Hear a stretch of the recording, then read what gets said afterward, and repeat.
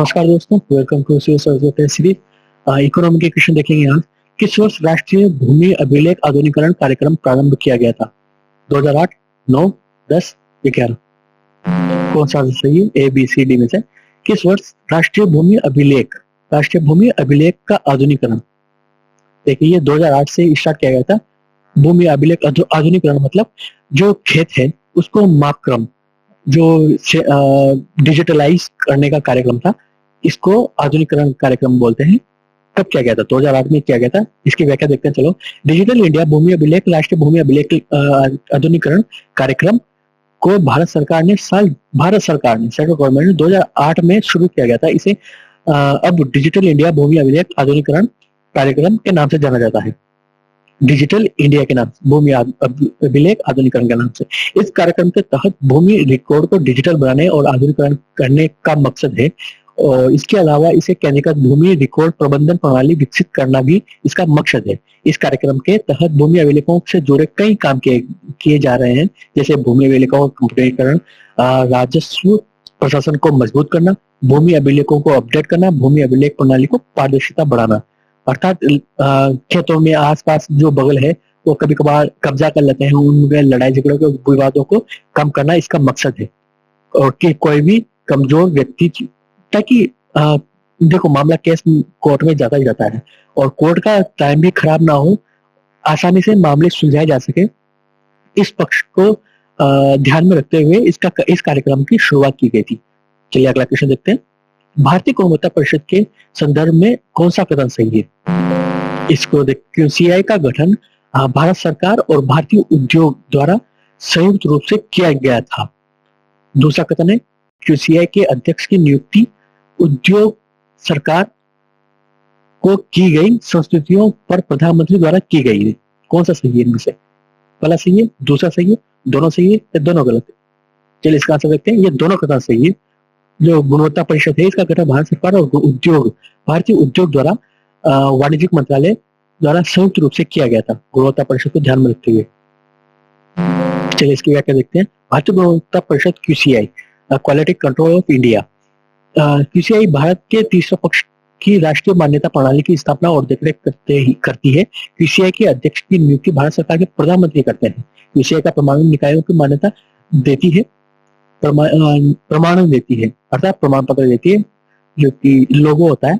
QCI गुणवत्ता मानकों को बढ़ावा देती है, अर्थात बाहर से अगर जैसे कि कोई प्रोडक्ट खरीदना चाहता है तो उस सेंट्रल गवर्नमेंट का जो सर्टिफिकेशन है वो काफी कारगर होता है, और यह बाहरी निर्यात करने को भी काफी मदद करती है एजेंसियों को कि हाँ, ये मानक प्रोडक्ट अच्छा है, इसकी क्वालिटी है, इसमें वो जो लैब टेस्टिंग में जो कंपोनेंट है, सैंपल है, उसका प्रमाणन मिल जाता है। इस वजह से जो कस्टमर है वो इसको खरीदने में काफी संतुष्टि दिखाता है। क्यूसीआई के बारे में, क्यूसीआई आखिर है क्या? इसकी स्थापना भारत सरकार और उद्योग मंत्रालय द्वारा 1997 में की गई थी। क्वालिटी काउंसिल ऑफ इंडिया जिसे कहते हैं, और प्रधानमंत्री द्वारा की गई थी। इसकी नियुक्ति सिफारिशों के आधार पर होती है। यह एक स्वायत्त संगठन है। इसकी स्थापना भारत सरकार और 3 प्रमुख उद्योगों संघों के समर्थन से की गई थी। अगला क्वेश्चन देखते हैं। इसका मुख्य उद्देश्य उत्पादों, कार्मिकों, प्रबंधन प्रणाली, चिकित्सा प्रयोगशालाओं को प्रमाणित करना है। इसमें प्रोडक्ट सारे आते हैं, चिकित्सा से रिलेटेड, फूड से रिलेटेड और ऑटो सेक्टर से रिलेटेड, काफी बड़ा दायरा है इसका। चलो आगे देखते हैं। भारत के औद्योगिक क्षेत्रों में उपलब्धि को मापने के लिए निम्न में से कौन सी संस्था औद्योगिक उत्पादन के सूचकांक को जारी करती है? एनएसएसओ, आरबीआई, सीएसओ या इनमें से कोई नहीं? कौन सा सही है? चलो दोबारा देखते हैं। उपलब्धि को मापने के लिए, औद्योगिक क्षेत्र की उपलब्धि को मापने के लिए कौन सी संस्था औद्योगिक उत्पादन के सूचकांक को जारी करती है? एनएसएसओ, आरबीआई, सीएसओ, इनमें से कोई नहीं? चलो इसका आंसर देखते हैं। ये इसका सीएसओ इसका सही आंसर है, सेंट्रल स्टैटिस्टिक्स ऑर्गेनाइजेशन। इसको एनएसएसओ को भी इसमें मर्ज कर दिया गया है अभी। आईपीओ के आंकड़े गणना 2004-5 के आधार पर वर्ष माना जाता है, आधार वर्ष। सीएसओ सांख्यिकी और कार्यक्रम कार्यान्वयन मंत्रालय द्वारा के तहत आने वाले एक सरकारी एजेंसी। आईपीओ में शामिल प्रमुख 8 उद्योग जो कोर उद्योग है, इनमें शामिल है बिजली, रिफाइनरी, स्टील, कच्चा तेल, कोयला, प्राकृतिक गैस, सीमेंट, उर्वरक। ये पूरे देश की अर्थव्यवस्था को संचालित करते हैं, कोर उद्योग है। अगला क्वेश्चन, विनिर्माण क्षेत्र में किन को शामिल नहीं किया गया है? विनिर्माण क्षेत्र में बड़े उद्योगों, छोटे उद्योगों को, सूक्ष्म उद्योगों को या मध्यम उद्योगों को? तो ये निर्माण उद्योगों को कौन सा सही है? ए, बी, सी, डी, ई। देखिए, अगर आपको मेरी आवाज को अगर स्लो से समस्या हो रही है तो कृपया मैं क्वेश्चन को जैसे ही इसमें डालता हूं तो आपको पॉज करके इसको पढ़ लीजिएगा।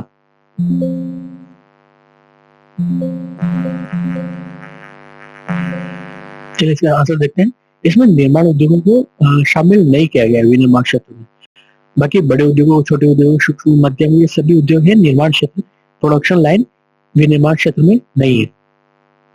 विनिर्माण क्षेत्र में आदिम उपकरणों का इस्तेमाल नहीं किया जाता।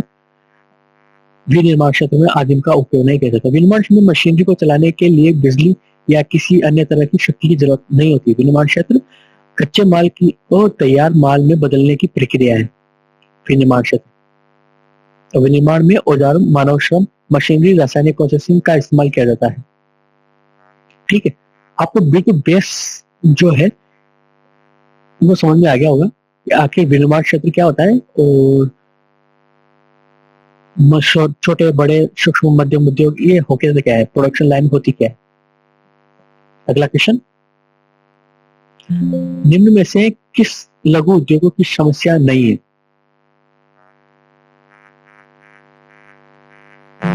निम्न में से कौन सी समस्या लघु उद्योगों की नहीं है? वित्त, विपणन, कच्चा माल, हड़ताल या तालाबंदी? ठीक है, इसका आंसर देखते हैं। ये हड़ताल और तालाबंदी जो है वो लघु उद्योगों की समस्या नहीं है, ये बड़े उद्योगों में ही होता है। चलो इसकी व्याख्या देखते हैं आखिर इसका कारण क्या था। स्थानीय मांग लघु उद्योगों की समस्या नहीं है।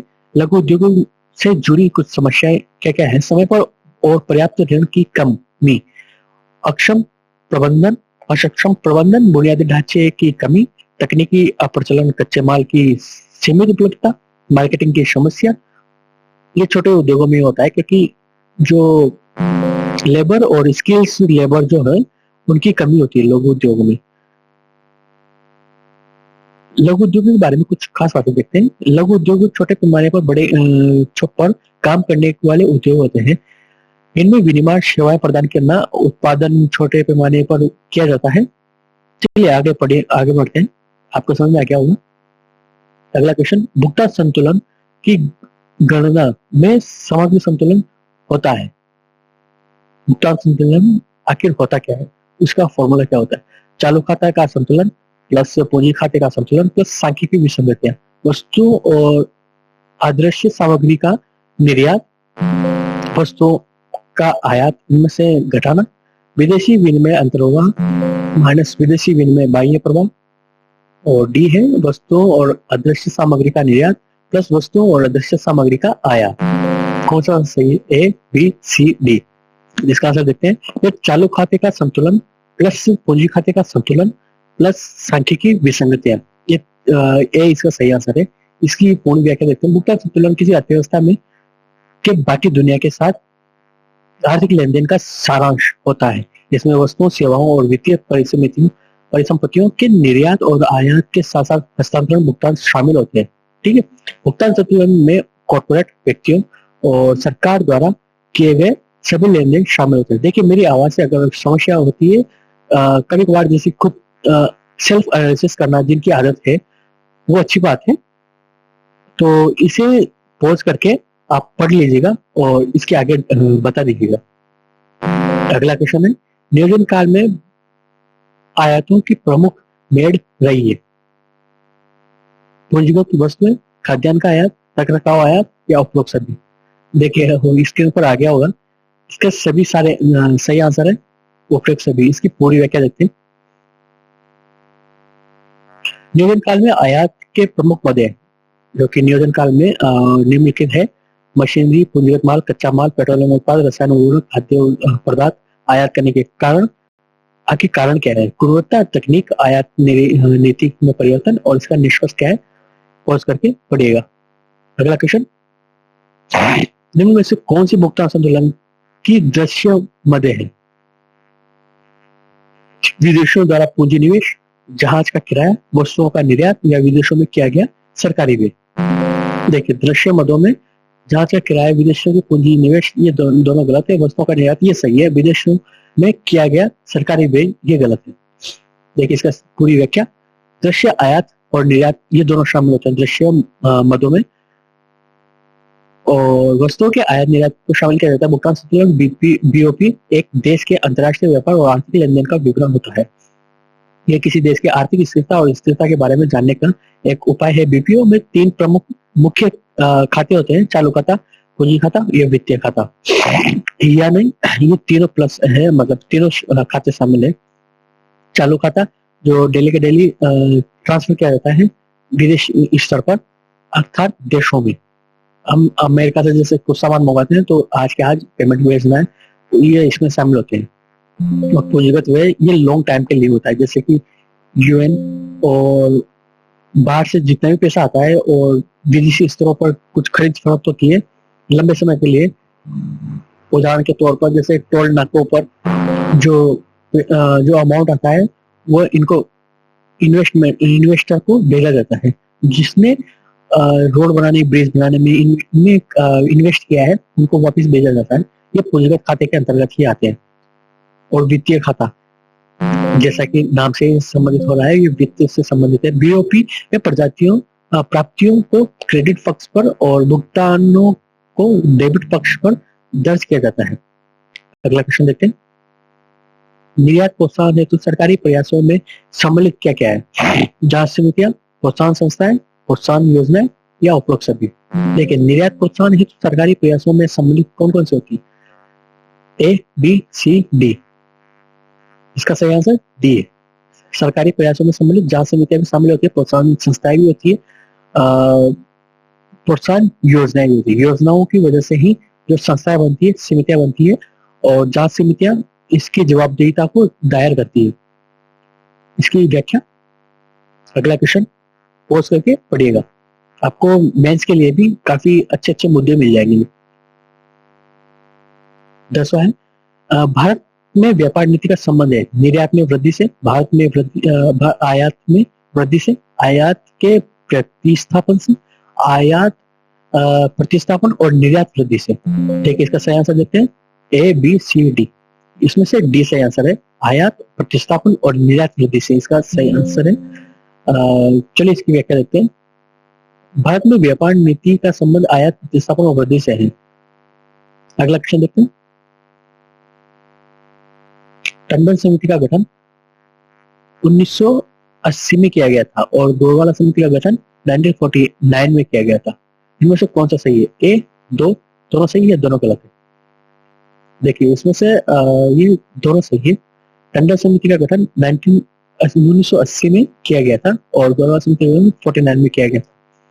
टंडन समिति का गठन भारत सरकार द्वारा 1980 में किया गया था। 1980 में किया गया था।